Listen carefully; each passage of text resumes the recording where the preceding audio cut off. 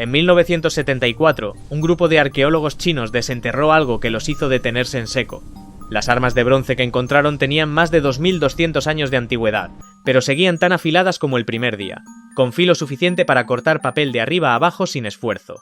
Cuando las analizaron en el laboratorio, encontraron algo que no debería existir: una capa de cromato de cromo sobre el metal. Una tecnología de preservación que Occidente inventó en 1937.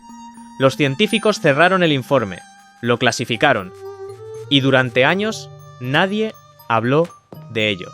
Pero eso no es ni lo que más asusta de la antigua China. Lo que estás a punto de escuchar no viene de teorías de internet ni de conspiraciones de foros oscuros. Viene de papers publicados en revistas científicas indexadas, de análisis de laboratorio con espectrometría de masas, de mediciones láser y de datación por isótopos de carbono. Datos reales, documentados, verificables.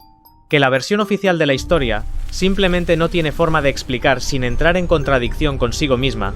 La antigua China no era una civilización de filósofos tranquilos con vestimentas de seda y jardines zen, era algo radicalmente diferente. Era una máquina de conocimiento tan avanzada que sus propios logros, cuando los comparamos con el resto del mundo en las mismas fechas, parecen importados de otro tiempo, de otro lugar, o de algo que no debería haber existido todavía. Y los libros de texto te han estado ocultando eso con una precisión quirúrgica que, irónicamente, ellos mismos no podrían haber logrado sin tecnología avanzada. Hoy, eso se acaba. En 1974, en la provincia de Shanxi, unos agricultores que excavaban un pozo para riego chocaron con algo que cambiaría para siempre lo que creíamos saber del pasado.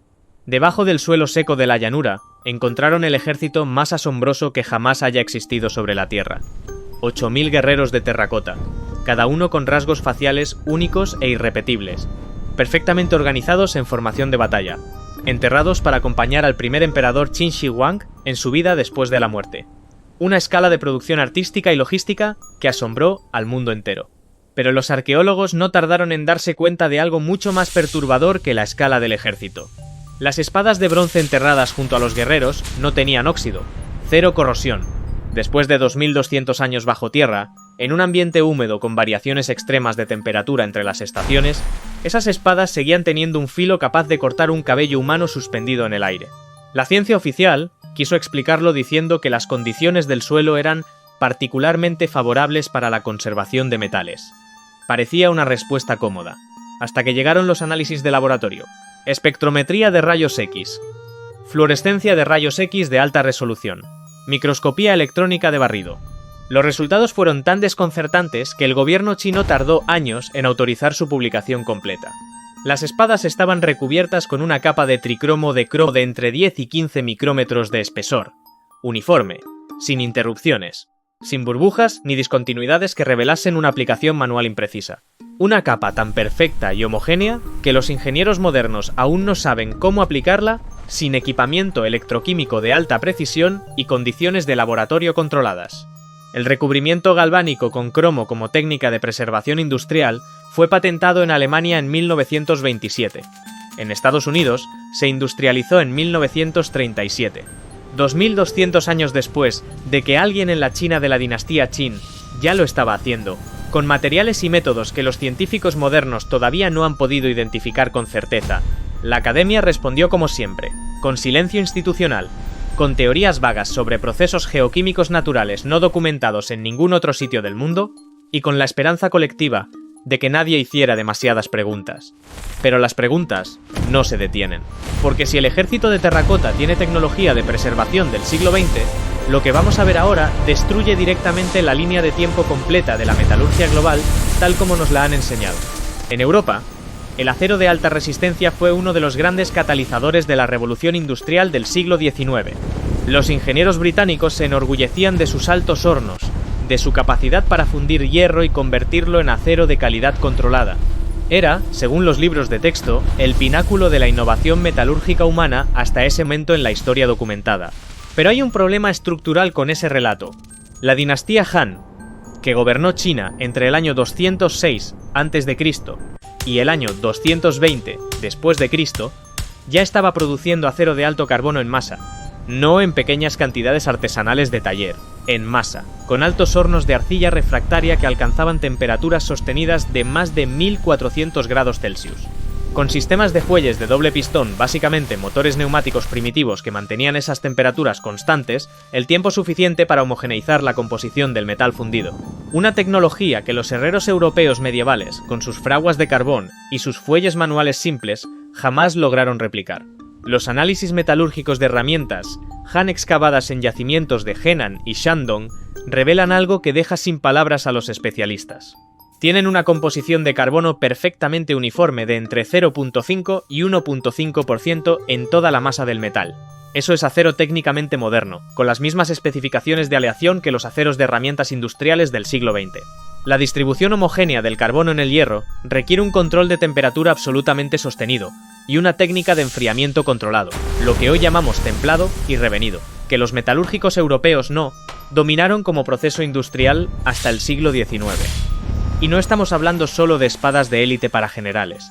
Estamos hablando de arados agrícolas de uso campesino, de herramientas de construcción estándar, de piezas de maquinaria para molinos de agua. Producción industrial de acero de calidad 2000 años antes de que Europa lo inventara para su revolución industrial. La ciencia oficial reconoce esto en sus papers especializados. Lo llama una anomalía fascinante del desarrollo tecnológico chino. Lo entierra en notas al pie de bibliografía. Y luego pasa de página lo más rápido posible antes de que alguien empiece a hacer preguntas sobre qué más estaban haciendo los chinos 2000 años antes de lo que nos contaron. Porque si el acero imposible de los Han resulta difícil de digerir, lo que un astrónomo chino construyó en el año 132 después de Cristo con bronce y madera, literalmente confundió a los ingenieros de instituciones de investigación modernas cuando intentaron replicarlo, 17 siglos después. El año es 132 después de Cristo. El Imperio Han está en el cenit de su poder, y un hombre llamado Zhang Heng, astrónomo, matemático y poeta de la corte imperial, presenta ante el emperador un dispositivo de bronce con forma de vasija ceremonial ornamental. Mide casi 2 metros de diámetro. Tiene 8 dragones de bronce en su exterior, cada uno apuntando en una de las 8 direcciones cardinales e intercardinales, y debajo de la boca de cada dragón, una rana de bronce con la boca abierta hacia arriba, esperando recibir algo. La corte lo miró sin entender exactamente para qué servía. Parecía decorativo, una pieza más del mobiliario ceremonial de un palacio lleno de objetos decorativos. 4 años después, en el año 136 después de Cristo, el dispositivo hizo algo que nadie en la sala del trono imperial estaba esperando. Uno de los dragones dejó caer una esfera de bronce desde su boca hacia la rana de abajo, con un sonido metálico limpio y definitivo que resonó en el silencio del palacio. Los funcionarios miraron alrededor, desconcertados. No había habido ningún temblor, nada. El suelo del palacio no se había movido ni 1 milímetro bajo sus pies. Zhang Heng anunció con calma que había ocurrido un terremoto en la dirección exacta a la que apuntaba ese dragón. Los funcionarios se rieron discretamente. Enviaron mensajeros en esa dirección por protocolo burocrático sin creer realmente lo que iban a encontrar. Y los mensajeros regresaron días después con la noticia. Había ocurrido un terremoto masivo y devastador en la provincia de Longxi, ubicada a 600 kilómetros de distancia del palacio, en exactamente la dirección que el dispositivo había señalado, en exactamente el momento en que la esfera había caído. El mundo occidental no construyó su primer sismógrafo operativo hasta 1875, 743 años después de Zhang Heng. Pero aquí viene la parte que realmente pone en crisis a los científicos modernos. En 2005, un equipo interdisciplinario de sismólogos, físicos e ingenieros mecánicos de la Universidad de Cambridge intentó replicar el dispositivo de Zhang Heng usando los planos históricos disponibles en los textos clásicos chinos.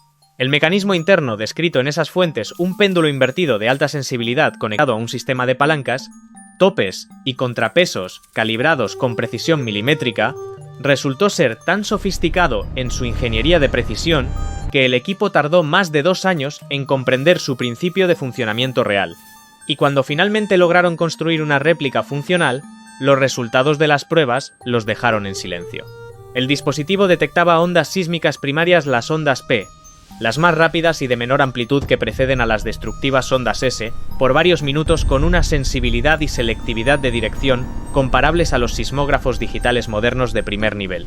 Un péndulo invertido de bronce, construido en el año 132 después de Cristo, calibrado con una comprensión implícita de la física ondulatoria y de la dinámica de sistemas mecánicos de respuesta diferencial que la ciencia occidental no formalizó matemáticamente hasta bien entrado el siglo XX, ¿Cómo sabía Zhang Heng lo que tenía que saber para diseñar eso?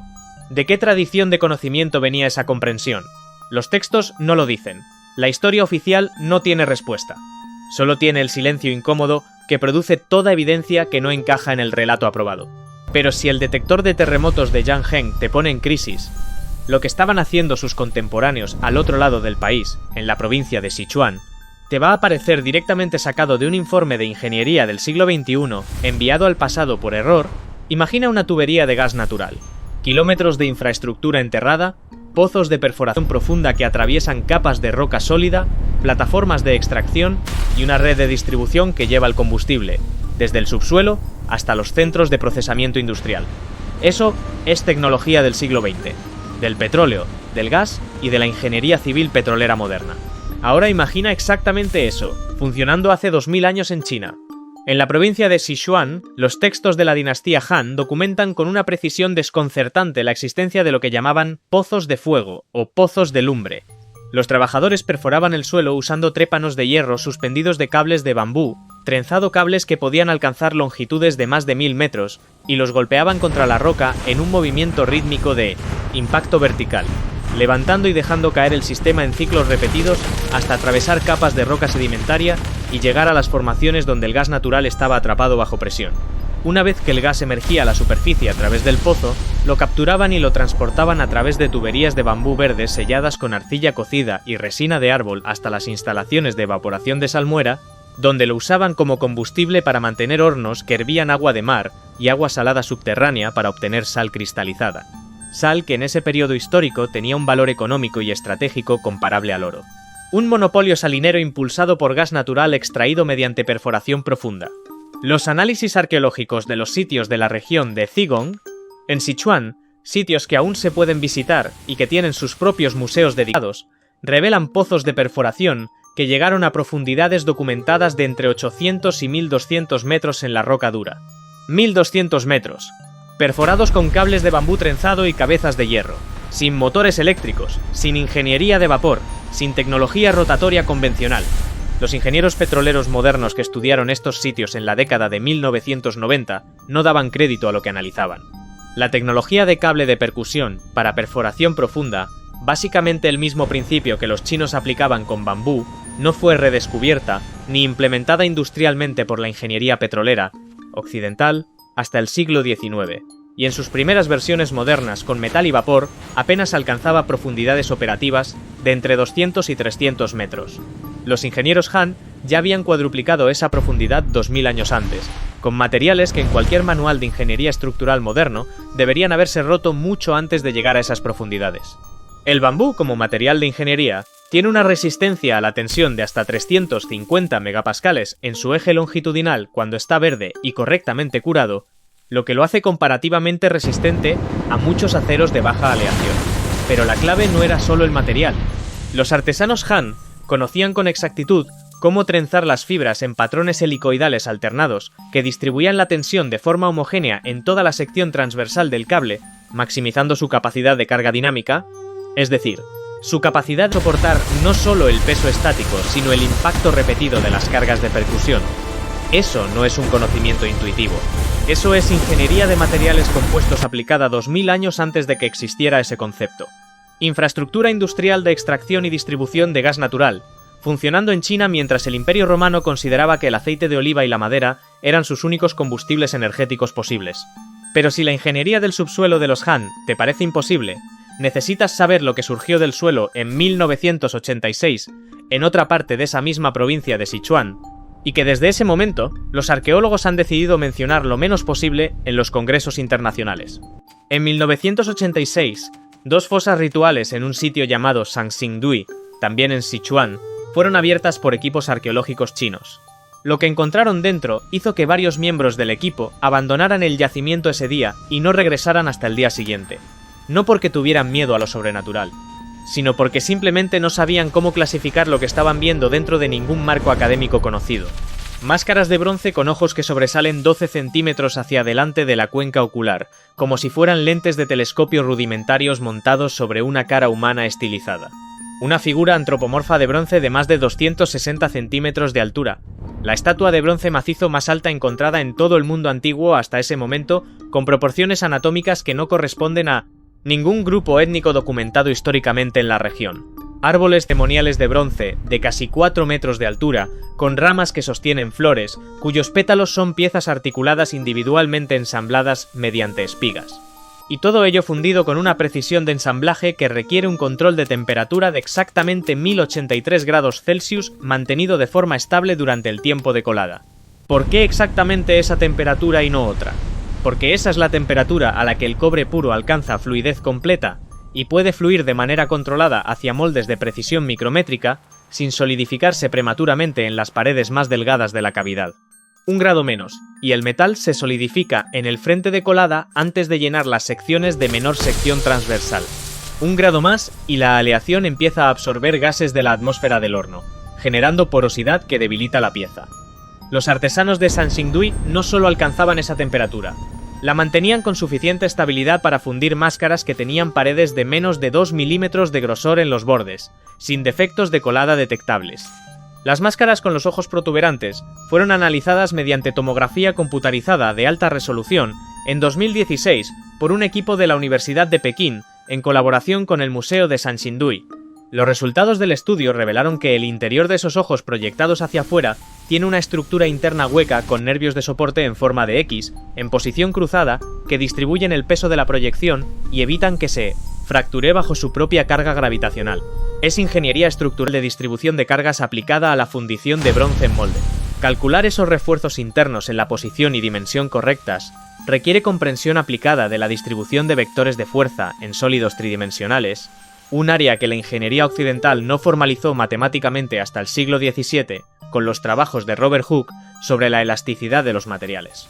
Y la civilización de Sanxingdui es de aproximadamente 1200 a.C., hace 3200 años.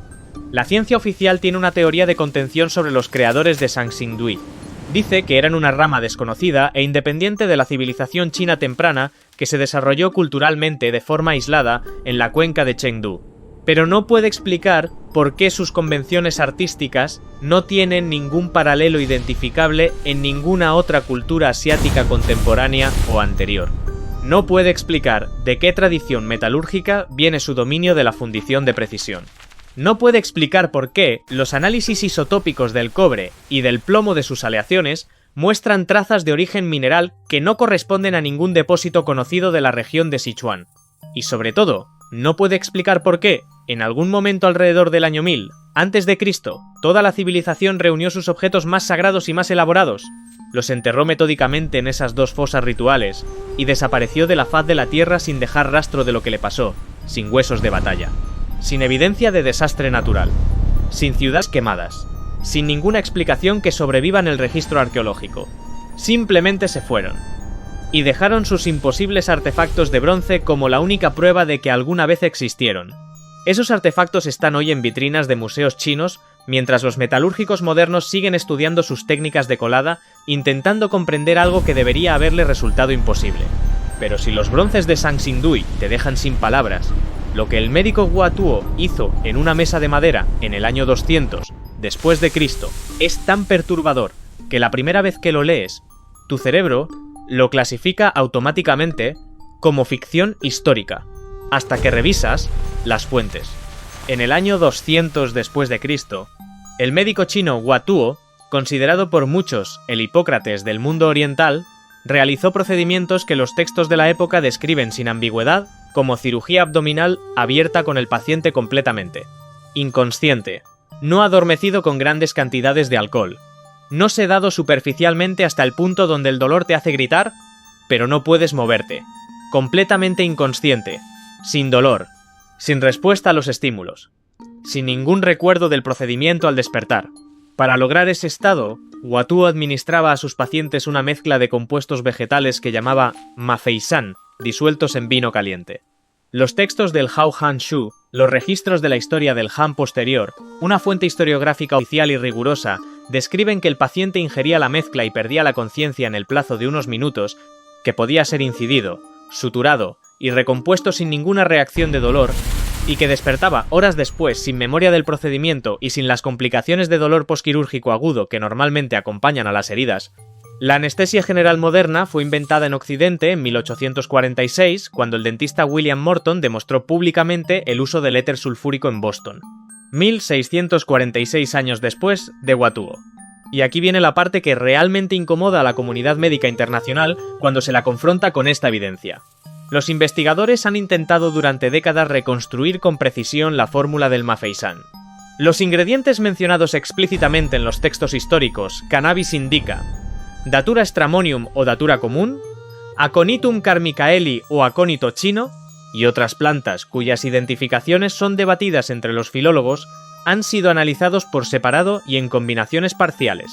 Individualmente producen efectos sedantes, analgésicos o disociativos de intensidad variable, pero la combinación exacta que Watteau usaba, en las proporciones que producen inconsciencia quirúrgica completa, es decir, pérdida de reflejos de dolor, pérdida de consciencia, pero mantenimiento de la respiración autónoma sin depresión respiratoria fatal, requiere un conocimiento de farmacología y de umbrales de toxicidad diferencial de cada compuesto, que la farmacología moderna solo pudo sistematizar con metodología científica en el siglo XX.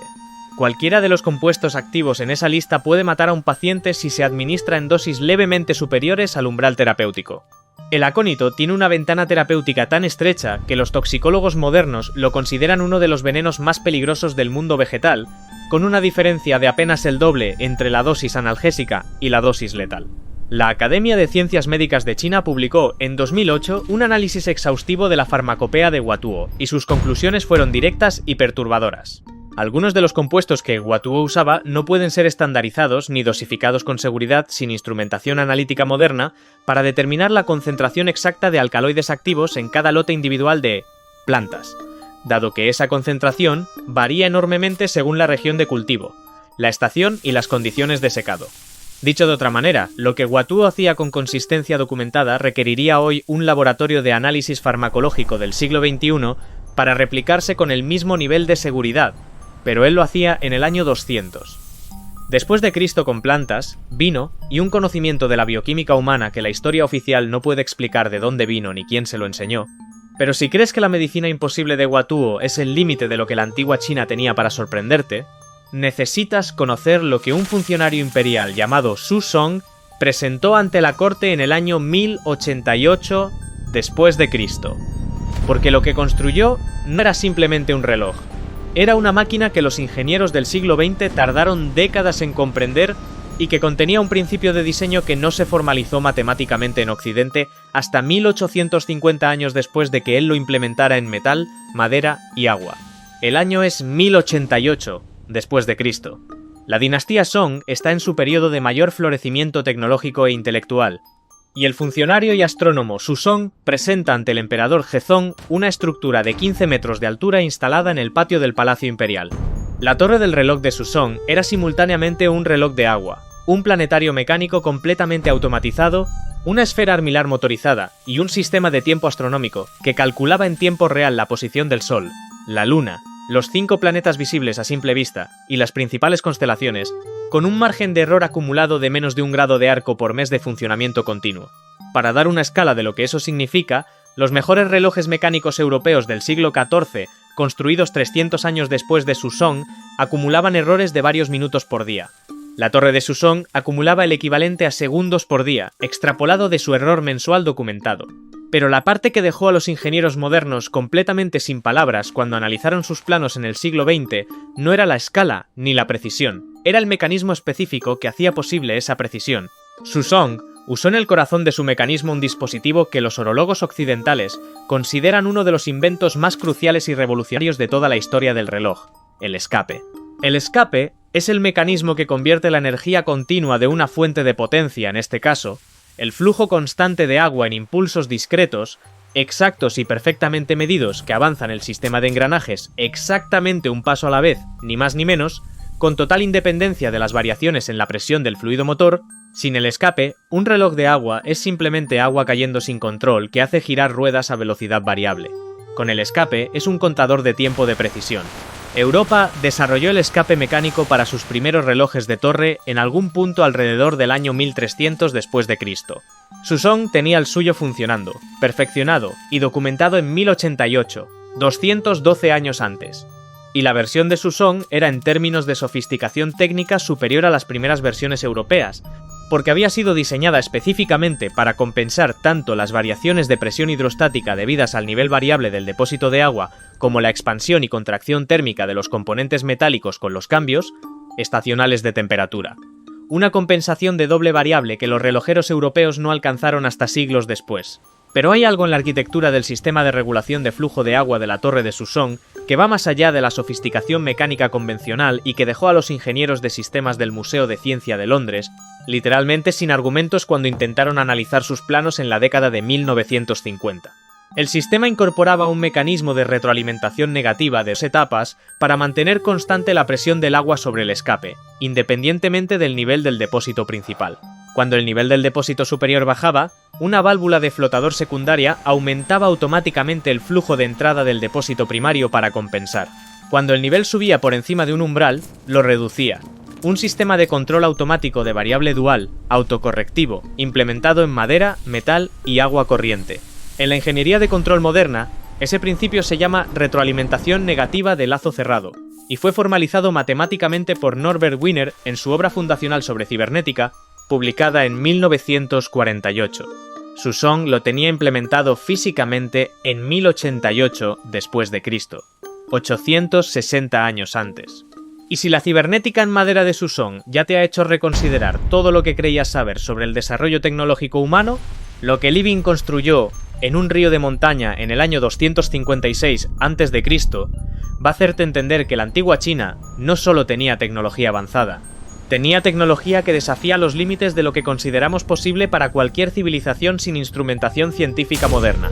En el año 256 a.C., el gobernador Li Bing y su hijo recibieron del rey de Qin una misión aparentemente imposible: domar el río Min, que bajaba de las montañas de Longmen con una violencia hidráulica devastadora durante las temporadas de lluvias, arrasando las llanuras de Chengdu, destruyendo cultivos y aldeas, y que en temporada seca se reducía a un caudal insuficiente para irrigar esos mismos campos. Un ciclo de destrucción e inanición que había durado siglos.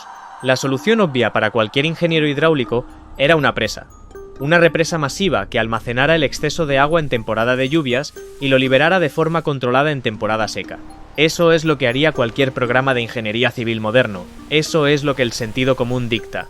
Li Bing no construyó ninguna presa, y esa decisión es la que hace que el sistema de Dujiangyan sea una de las obras de ingeniería más incomprensibles e intimidantes que los expertos modernos han analizado.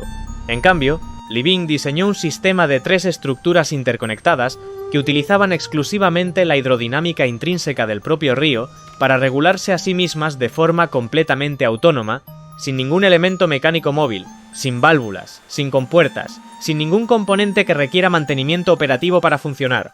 La primera estructura, llamada Yuzui, que significa hocico de pez, era un dique artificial construido longitudinalmente en el centro del cauce del río, que lo dividía en un canal interior y un canal exterior.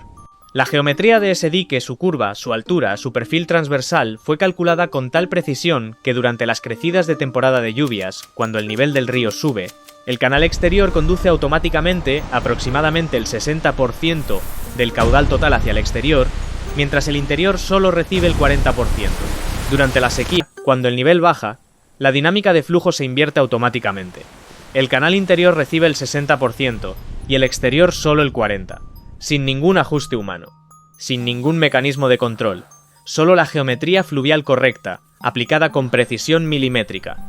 La segunda estructura, el Feishayan o desbordadero de boca voladora, era un vertedero excavado en el lado del canal interior con una geometría de sección transversal y de ángulo de aproximación calculadas para que durante las crecidas, los sedimentos pesados, gravas, cantos, limo fueran expulsados automáticamente hacia el canal exterior, por el efecto combinado de la inercia centrífuga y la variación de velocidad de flujo en la curva del canal, antes de que pudieran acumularse en el canal interior y obstruirlo. El agua limpia, más ligera y de menor inercia, continúa hacia adelante. Los sedimentos pesados, por su mayor inercia en la curva, son desviados hacia afuera y expulsados. Es separación hidrodinámica por diferencia de densidades, implementada como estructura fija sin partes móviles. La tercera estructura, el Baopincou, o cuello de botella, era una apertura de ancho preciso excavada directamente en la roca viva de la montaña que controlaba el volumen máximo de agua que podía entrar a los canales de irrigación de la llanura de Chengdu mediante el efecto Venturi. Al reducir la sección transversal del flujo, aceleraba y regularizaba la velocidad del agua, creando una presión hidráulica estable y predecible, independientemente de las variaciones de nivel en el canal de entrada. Las tres estructuras trabajaban en conjunto como un sistema de regulación hidráulica completamente autónomo, con redundancias internas, que regulaba el caudal de entrada a la red de irrigación dentro de un rango de variación de aproximadamente el 15%, independientemente de si el río Min traía un caudal de crecida o un caudal de estiaje extremo. El sistema de Duyanyan lleva 2280 años en funcionamiento continuo e ininterrumpido. Hoy irriga aproximadamente 66.000 kilómetros cuadrados de la llanura de Chengdu, que es la provincia agrícola más productiva de China y una de las más productivas del planeta. El sistema sobrevivió sin daño estructural el terremoto de Sichuan de 2008, que alcanzó 8,0 grados en la escala de Richter y destruyó o dañó gravemente infraestructura hidráulica moderna en un radio de cientos de kilómetros. Represas modernas de hormigón armado construidas 50 años antes ya requieren rehabilitaciones estructurales costosas. Duyanyan lleva 23 siglos funcionando, sin mantenimiento estructural mayor. El Cuerpo de Ingenieros del Ejército de los Estados Unidos publicó en la década de 1990 un análisis técnico del sistema de Duyanyan. Sus conclusiones dejaron fuera de toda duda razonable que el conocimiento empírico de la dinámica de fluidos turbulentos y de la mecánica hidráulica aplicado en el diseño de ese sistema no tiene ningún paralelo documentado en ninguna otra civilización de la misma época en ningún lugar del mundo. Conocimiento que en términos modernos equivale a comprensión aplicada de las ecuaciones de Navier-Stokes para flujo turbulento, formalizadas matemáticamente por Claude Louis Navier y George Gabriel Stokes en el siglo XIX. Living no tenía ecuaciones, no tenía modelos computacionales de dinámica de fluidos, no tenía laboratorios de flujo hidráulico. Tenía algo que la ciencia oficial no puede nombrar sin incomodarse, un conocimiento que no debería haber tenido. Y si crees que la ingeniería hidráulica sin presas de Living marca el límite de lo que la antigua China tenía para dejarte sin palabras, lo que los ingenieros militares de la dinastía Song pusieron en producción en el año 1100 después de Cristo va a hacerte entender que el desarrollo tecnológico que nos han enseñado en los libros no es un relato completo. Es una selección conveniente. En el año 1100 después de Cristo, durante las interminables guerras de la dinastía Song contra las invasiones del norte, los ingenieros militares chinos desarrollaron un arsenal de armas que los guerreros enemigos describían en sus crónicas y cartas de campaña con una mezcla de terror genuino e incredulidad. Hablaban de fuego que cae del cielo y que ningún hombre puede apagar con agua, de proyectiles que se propulsan solos por el aire durante distancias que ninguna ballesta o catapulta podía alcanzar, de armas que al explotar liberaban llamas que se pegaban a la piel y a la madera de los barcos y seguían ardiendo bajo el agua. El texto militar del Wujing Zongyao, compilado por el académico imperial Zheng Gongliang en el año 1042 después de Cristo, describe con detalle técnico específico proyectiles de propulsión compuesta que usaban cámaras de combustión en serie. Una primera carga de pólvora propulsaba el proyectil hacia el objetivo y al agotarse, un mecanismo de transferencia de llama encendía automáticamente una segunda carga que continuaba la propulsión durante una segunda fase de vuelo, extendiendo el alcance y la energía del impacto. Un cohete de 2 etapas, con separación de fases por combustión secuencial. La tecnología de cohetes de etapas múltiples fue formulada teóricamente por Konstantin Tsiolkovsky en su ecuación de cohetes de 1903 y experimentada físicamente por Robert Goddard en sus pruebas de 1926. 900 años después de que los ingenieros Song ya la tuvieran en producción de guerra estandarizada. Pero más perturbador aún que los cohetes de 2 etapas es el arma que los textos Song llaman Wo Long Chu Shui.